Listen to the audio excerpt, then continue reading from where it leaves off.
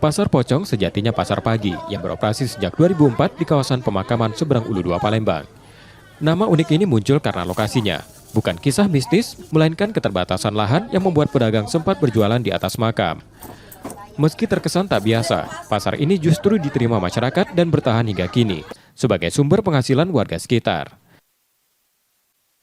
Ya ini kan istilahnya pasar tumbuhan itu. Pasar tumbuhan. Ya kita kan memanfaatkan lahan yang ada Pak.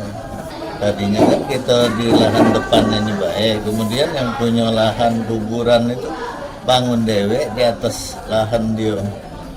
Ada yang di atas kuburan itu kan punya mereka sendiri. Jadi Lama-lama disewa kan.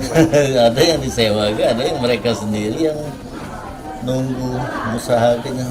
Tapi sekarang sudah tertata rapi Pak ya. Ya agak makin berkembang lah, makin merapi ke diri.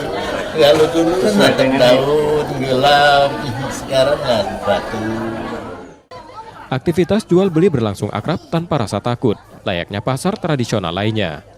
Kini pasar Pocong tampil lebih tertata dengan kios-kios permanen. Kalau usaha itu baru mulai 2013. Kalau mulai motor jam 5 subuh.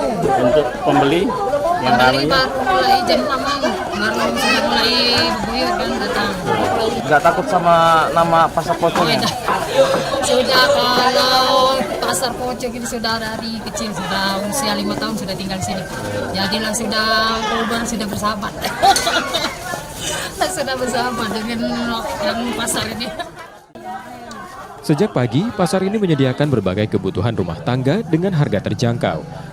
Menjadikannya denyut ekonomi sekaligus potret kehidupan warga di tengah ruang yang tak lazim. Muhammad Reza Pahlevi, Kompas TV, Palembang, Sumatera Selatan.